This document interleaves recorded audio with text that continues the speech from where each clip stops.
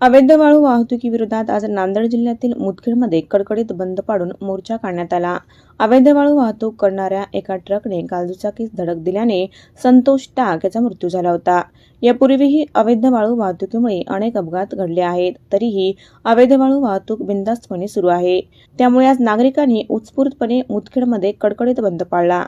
मुदखेड तहसील कार्यालयावर मोर्चा काढण्यात आला। मोर्चात युवकांची संख्या लक्षणीय होती। या मोर्चात सर्वपक्षीय पक्षाचे पदाधिकारी आणि कार्यकर्तेही सामील झाले होते।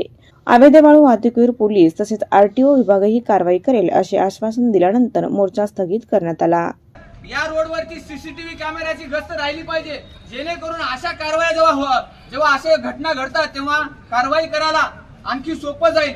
त्यानंतर अवैध उत्खनन करणारे जे काही हे आहेत वाहन आहेत आरटीओ पासिंगचे असले पाहिजे। ते बरेचसे वाहन नंबर प्लेट झाकलेले आहेत, नंबर प्लेट पुसलेले आहेत, जेणेकरून असे वाहतूक करताना त्यांचे कुठल्याही त्याच्यावर कारवाई होणे म्हणून अशी त्यांची हे चालू आहे। आणि या कालच्या कारवाईमध्ये हिट अँड रनची कारवाई झाली पाहिजे, जेणेकरून तो आरोपी बाहेर सुटला नाही पाहिजे।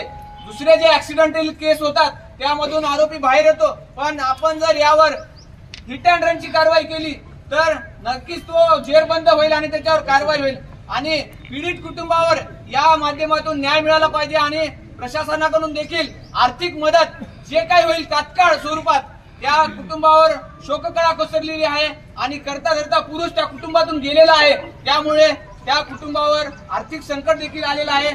आपण प्रशासनाच्या वतीने जास्तीत जास्त लवकरात लवकर आणि त्या कुटुंबाला आर्थिक मदत कशी देता येईल ही विनंती तुम्हाला आमच्या सर्वांच्या वतीने। परवाले साहेब बिना अधिकारी होते, आम्ही होतो, तर आता नुसतंच महसूलचीच कारवाई नाही होणार आहे।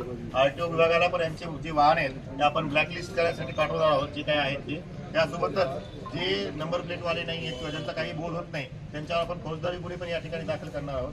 जी घडलेली घटना आहे ती अत्यंत दुर्दैवी आहे आणि अशा प्रकारे जी होत असेल तर आणि आता जे चंद्रजींनी मुद्दा व्यक्त केला तो आपल्या टर्न आहे, शार्प टर्न जो आपला इथल्या स्मशानभूमी बसला आहे, तिथेही मी बांधकाम विभागाच्या अधिकाऱ्यांना मार्फत तिथं काही गतिरोधक करता येईल का, कारण तो टर्न एवढा आहे की टिप्परचा विषय जाऊ द्या, पण दुसऱ्या कोशामुळे पण तिथं दुर्घटना होऊ शकते, तेही आपण लवकरात लवकर करून घेऊ।